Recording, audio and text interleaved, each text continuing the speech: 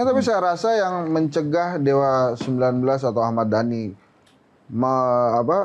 menjelajahi dunia musik lebih luas lagi waktu itu ya hambatan politik. Itu ada benernya. Oh, bener kan? Itu ada benernya. Ada benernya. Jadi dua periode itu sepi job ya Mas? Nomor satu Once Waktu keluar. jadi oposisi. Jadi ada banyak faktor. Nomor satu Once keluar dari Dewa tahun 2010. Oke. Lalu 2014 Pak Jokowi berkuasa. Ya 2010 ke 2014 saya memang udah Dewa ya, udah sepi Dewanya ya, bukan Triad ya. Begitu Pak Jokowi berkuasa, saya tetap oposisi, ya otomatis nggak ada yang ngundang. Nggak ada yang ngejob. Kalau dilihat juga satu lagi, Mas Dhani ini kan ada Dewa 19, Dewa, ada Triad, ada apapun banyak sekali ya.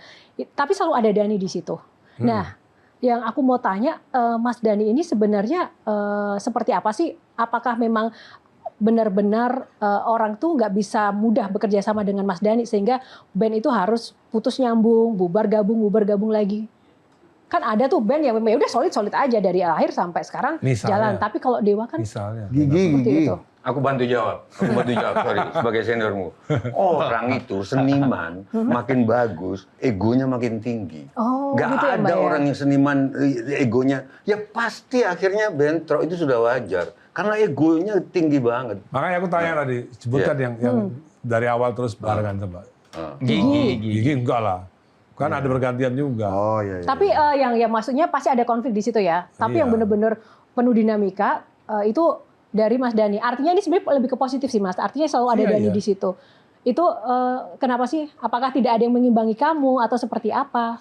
Bisa. Gak ada, banyak kesukaan aja aku. Aku banyak kesukaan aja. Di Dewa kurang ini, aku bikin Triad, ya kan. Di Triad dan Dewa nggak suka R&B, aku bikin musik R&B untuk Reza Artamevia misalnya, atau untuk Mahadewi, Dewi gitu. Aku suka pop yang ngepop banget, ya aku bikin The Virgin dan lain-lain. Jadi kesukaanku banyak aja gitu. Jadi idealisme loyalitas terhadap sebuah grup, tim itu ya, seperti apa posisinya kan Mas? semua itu berdinamika kan. Ketika Once merasa egonya tinggi, dia mau keluar dari Dewa, ya kan? Aku mau bilang apa? Kan yang minta keluar kan Once. Gitu. Jadi ya kita ya udah Once keluar ya akhirnya adanya Triad. Kalau dalam grup yang paling sering bikin konflik, susah diajak bicara siapa? Sebenarnya Dewa tuh nggak pernah ada konflik yang beneran. Sama Once juga nggak pernah berkonflik. Cuman tiba-tiba dia Once nggak keluar aja. Karena kalau melihat karakter Mas Dhani ya, kalau di permukaan gitu Mas, apapun masalahnya kayak Dhani penyebabnya, ya nggak sih? Kesannya begitu, kesannya. Gini, gue mau mendalami tadi seni dan politik ya. Tadi, mohon maaf nih, Mbah Tejon ini mungkin tolong ditambahkan.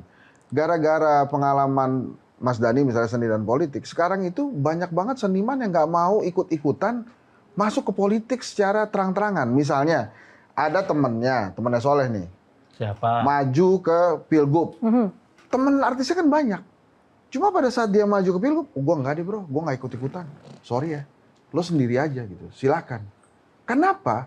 Karena takut. Mereka menjadikan seni ini ladang uang untuk mendapatkan atau mencari nafkah. Jadi pada saat ada orang masuk ke politik dan beresiko, mereka menarik diri. Itu bedanya seniman-seniman lain dengan jaket yang sudah dimiliki oleh Ahmad Dhani. Dia santai aja.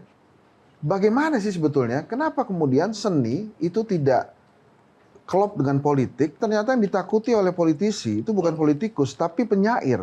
Kenapa Wiji Tukul yang hilang? Karena syairnya. Kenapa yang dibenci Rendra? Karena syairnya. Dan jangan-jangan, kenapa Ahmad Dhani yang mesti dihalangi? Karena syairnya. Gimana? Mas Dhani merasa seperti itu nggak? Ya sebenarnya ketika saya di target untuk masuk penjara sebelum Pilpres 2019, ya dalam hati kecil saya sebenarnya saya sedih ya. Cuman dalam hati kecil ada kebanggaan. Penting juga ternyata saya untuk ditarget, gitu kan? Gitu kan? Ada nggak sih dalam hidup Mas Dhani yang membuat Mas Dhani itu takut? Kalau soal kebenaran, itu saya nggak pernah takut apa-apa kalau soal kebenaran. Ya. Kalau di luar kebenaran, dan itu kan udah terbukti lah kalau soal itu. Itu di penjara bikin jadi lebih hati-hati nggak dalam bermedia sosial atau berucap di publik? Ya itu sekarang Instagram saya dipegang nyonya sekarang. Jadi saya nggak bisa sembarangan Instagram. Artinya dulu kalau yang belum tahu Mas Dhani tersandung kasus itu karena lebih kepada ada ujaran-ujaran kebencian, bukan karena ada kasus-kasus di luar Ya, itu itu ya. kan politik gitu. sebenarnya kan. Menganggap itu politik ya? Politik banget. Itu politik Ada yang banget. menjegal seorang Ahmad Dhani? Itu udah pasti.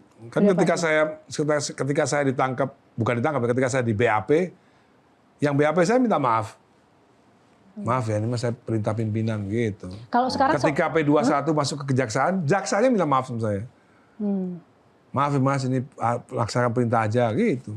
Nah, kalau sekarang Dhani seberani ini dalam bersikap bertindak sebagai musisi, sebagai anggota dewan, ini merasa punya backup paling besar tuh siapa? Apa karena memang di partainya presiden? Nggak ada, karena backup saya itu Undang-Undang Dasar 45. Backup saya Undang-Undang Dasar 45 dan Undang-Undang Hak Cipta. Itu udah paling tinggi kan, paling tinggi Undang-Undang HAM, Undang-Undang Hak Cipta, Undang-Undang HAM, Undang-Undang Dasar 45, Undang-Undang Hak Cipta. Itu backup saya udah. Backup saya, nggak ada yang bisa ngelawan itu. Jelajahi cara baru mendapatkan informasi. Download Metro TV Extend sekarang.